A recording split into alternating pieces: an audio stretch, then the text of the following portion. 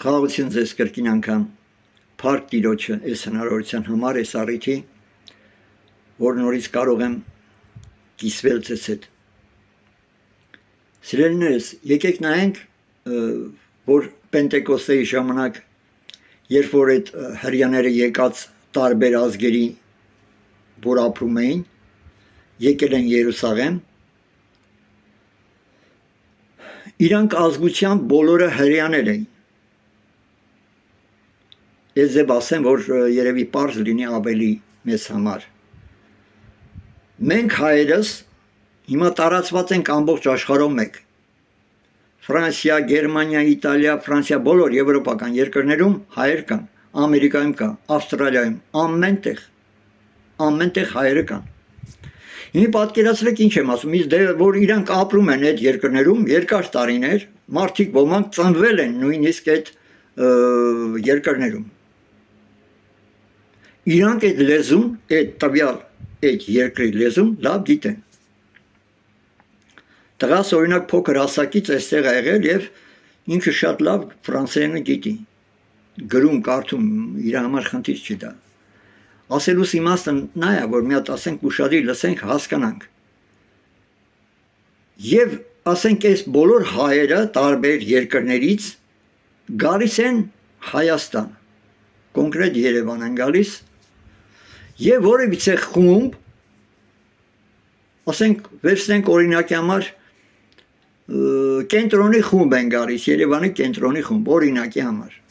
Մեծ զալ, ասենք, գալիս են այդտեղ։ Եվ այդ խմբում, ասենք, բոլորը ատեղի այդ ներկա այդ խմբի ժողովուրդը, հավատացյալները, հայեր են բոլորը։ Բայց այս եկածները հայերը, որ եկել են, տարբեր երկրներից, Եվրոպական, Ամերիկայից, տարբեր երկրներից եկած հայեր են։ Գալիս են պաշտամունքի, գալիս են լսեն, Տիրոջը փառաբանեն։ Եվ հանկարծ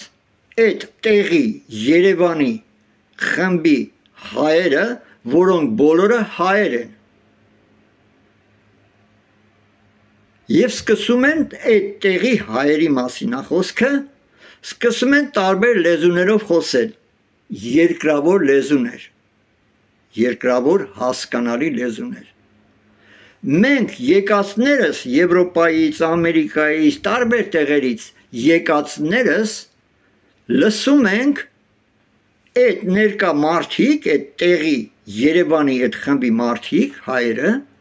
որ խոսում են մեր լեզուներով, որոնք որ այդ երկրների մեջ մենք ապրում ենք։ Ես Ֆրանսիայում, մեկը Գերմանիա, Իտալիա, Իսպանիա,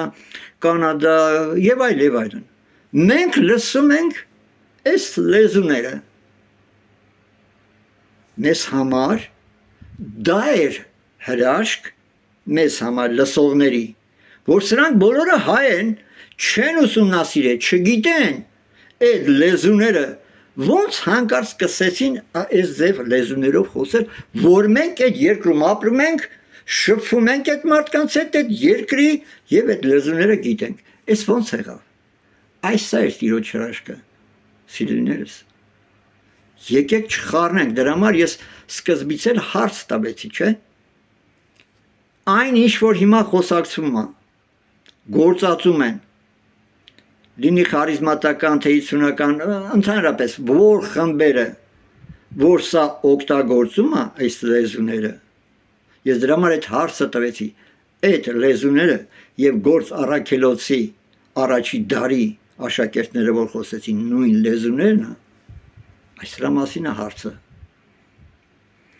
Ընդհանրապես բոլորի հետ, որ ասենք զրուցում եմ, լինի թե ասենք քույր եղբայր, բոլորն ասում են, որ իրանց հիմքը Աստվածաշունչն է, Աստծո խոսքը։ Ես էլ եմ ասում, այո եւ ամեն։ Դե եթե այդպես է, եկեք Աստծո խոսքով, Աստվածաշնչով նայենք։ Եթե մարդիկ ասում են նույնն է, որտեղ ոմանք ասում են նույնն է, ախր ոնց կարող է նույնը լինել, եթե այն ժամանակ առաջի դարում խոսում էին եկածները հասկանում են, ես դրա համար այս հայերենա այս օրինակը բերեցի մեր հայերի վրա, որպեսզի ավելի պարզ հասկանալի լինի, թե ինչ եմ ես ուզում ասեմ։ Ոնց կարող է լինի նույնը ոմանց ասելով, որ եթե երբ այն ժամանակ խոսում էին, եւ մարդիկ հասկանում էին, բայց հիմա որ դուք խոսում եք, դուք ասելով ես նկատում եմ բոլոր նրանք ովքեր դա օգտագործում են այդ լեզուները։ Ոչ ոք չի հասկանում։ Ոնց կարող է դա լինել նույնը։ Պատկերացրեք ինչ եմ ասում, ասենք հիմա իմ տղան ֆրանսերեն լավ գիտի, գրում կարդում է, ասենք խնդիր պրոբլեմ չունի։ Ինքը ֆրանսերեն խոսում է, ես էլ թարգմանում եմ, ասենք։ Հարց եմ տալիս։ Տղաս որ խոսում է դա Սուրբ Հոգու տրված լեզուն է, ես որ թարգմանում եմ, դա Սուրբ Հոգու տրված թարգմանության լեզու է։ Հասկանում եք ինչ եմ հարցնում։ Ոչ, no։ Որովհետև ինքը այդ լեզուն սովորել է, ես էլ եմ սովորել, քիչ թե շատ, փառք Աստծո։ Մենք հասկանում ենք։ Էդի չեղա, որ տիրոջ տված լեզուն է, որտեղ ոմանք, որ այսօր գալիս են, ասենք անգլերեն ինքը գիտի սովորել, ասենք, այդ լեզուն գիտի, սկսում անգլերեն խոսել, դե մեկն էլ ասենք էլի գիտի անգլերեն, թարգմանում է կողքից անես տպավորություն է ստեղծվում, եղբայրներ, որ ասում են հեսա։ Այս աղբերը հեսա բան էր խոսում, քարոզում էր կամ ասենց աղոթք էր անում, հեսա այս մարդն էր թարգմանեց։ Դրա մասին չի խոսքը։ Խոսքը վերաբերում է նրա մասին, որ մարդը ընդհանրապես չգիտի բացի իր մայրենի լեզվից, հայերեն լեզվից, ուրիշ լեզու չգիտի, չի ուսումնասիրել, չի սովորել։ Այ երբ որ ասենք օրինակ բերեմ, ասենք իմ տատիկի վրա, ասենք իմ հայրական մաման, տատիկը իմ, անգրագետ կին էր, տառեր չէր ճանաչում, անուն ասեիր գրի չէր կարա գրեր, չգիտեր, հրաշքը կլիներ, երբ որ իմ տատիկը, ասենք, ձեր տատիկը, իմ տատիկը, ովքեր չգիտեին գրագիտություն, տառեր գրել, կարդալ չգիտեին,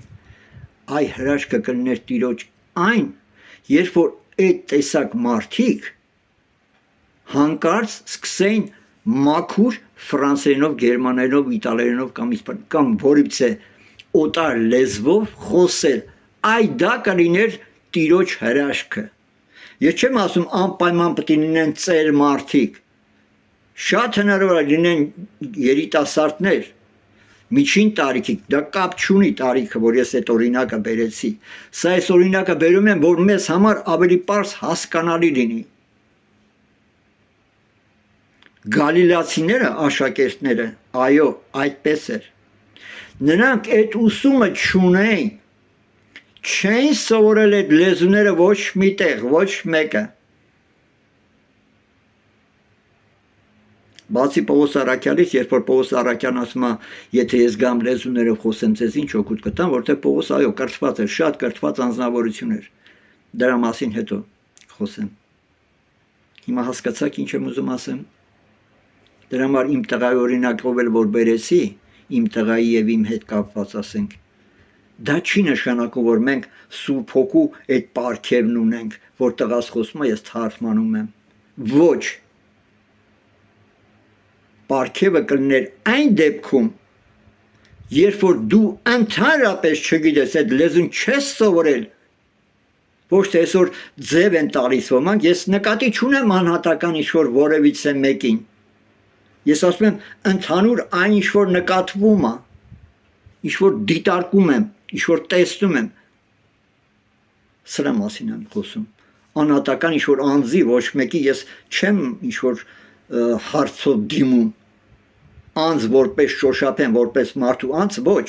ես ընդհանուր պահն եմ ասում, թե ինչ էր կատարվում, սրա մասին է խոսքը եղբայրներս, եկեք ուշադիր նայենք, անալիզ անենք, տեսնենք վերջնական լավ, ինչ պետք է լինի սենց, միջև երբ, 120 տարվա պատմություն ունի, ես որ եկավ Ազուզա ստրիտ այդ դեպքերից հետո 120 տարվա պատմություն ունի, բա միջև այդ լեզուները որտեղ էր։ Ինչու սուրբերը, մեր հայ սուրբերը կան Գրիգոր Նարեկացին, Ներսես Շնորհալին, Գրիգոր Լուսավորիչը, որտեղ եք տեսել, որ մի ասենք կա այտենց պատմական ինչ-որ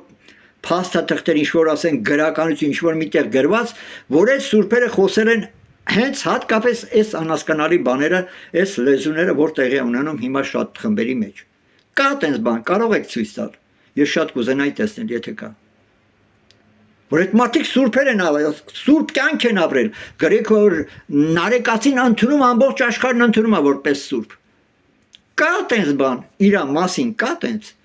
Ներսես Շնորհալու, Գրիգոր Լուսավորիչի, կա տենց փաստաթղթեր, դոկումենտացիա կա։